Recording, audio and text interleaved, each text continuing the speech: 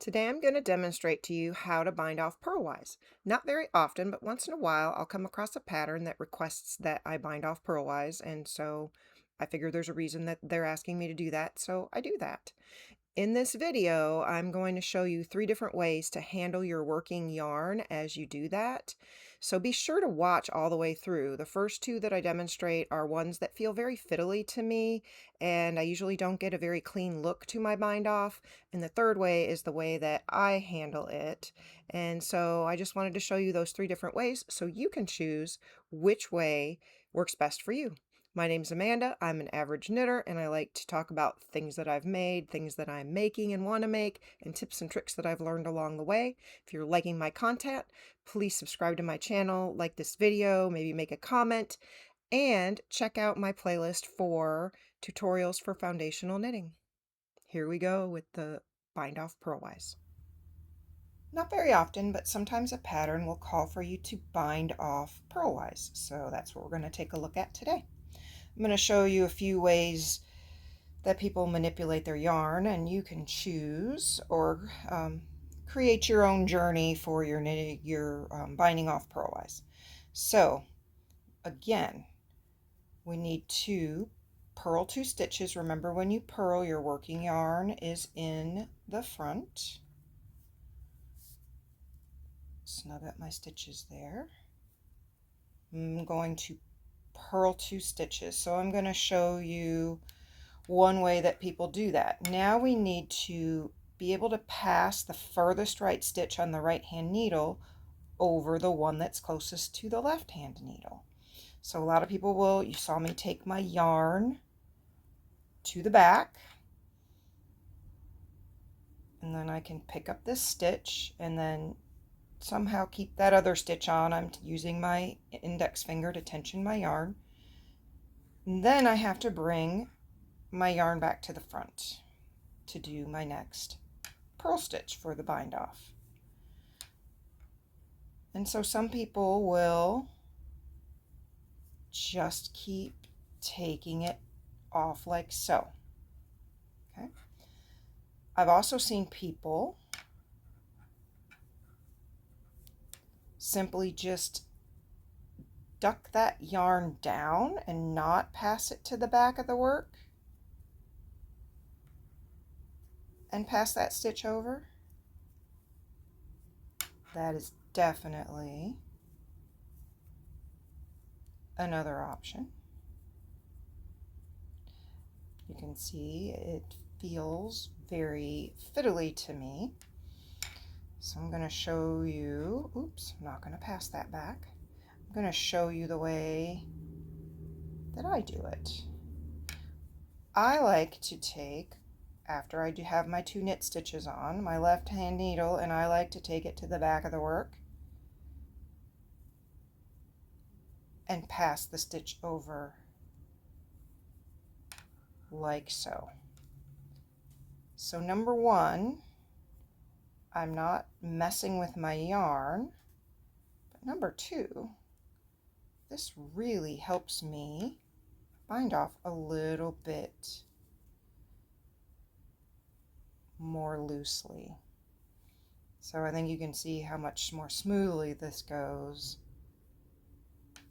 This is my preferred way to bind off purlwise. So you can see, didn't really change my edge that much, but I have a little bit more elasticity in the bind off where I keep my, where I move my needle to the back of my work. So there you go. Bind. I almost hightailed it out of here without showing you how to completely finish your project once you've bound off.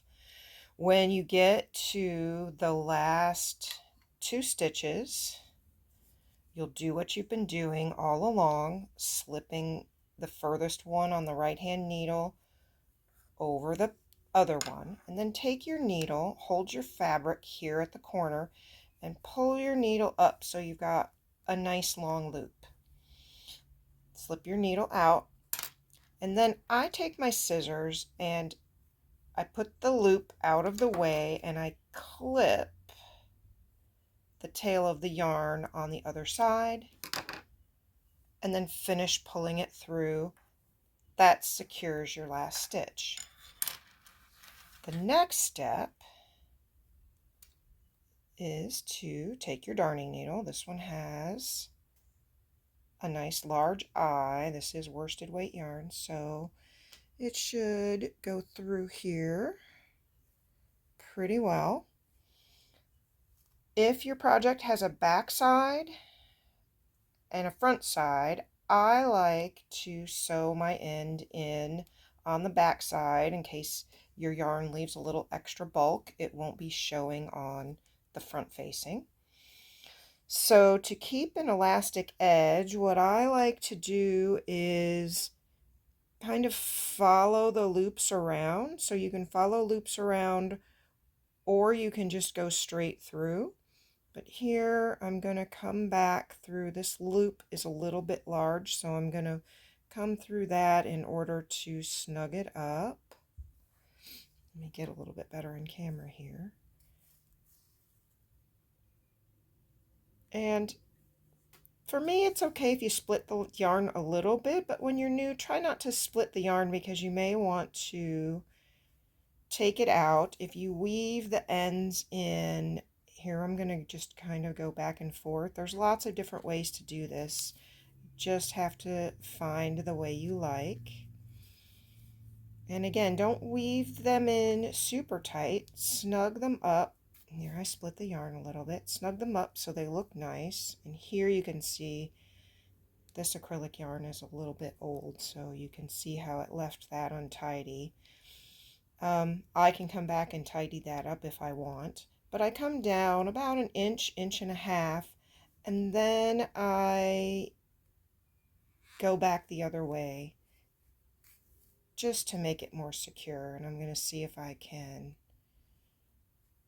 maybe pretty that stitch up just a little bit. That, well, it's just going to look a little bit like that, but that's why I like to weave the ends in on the back side of the yarn.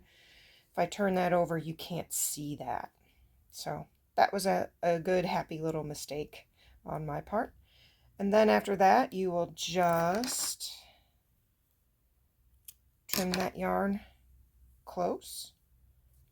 And then you would go on to weave in any other ends that you have that are loose.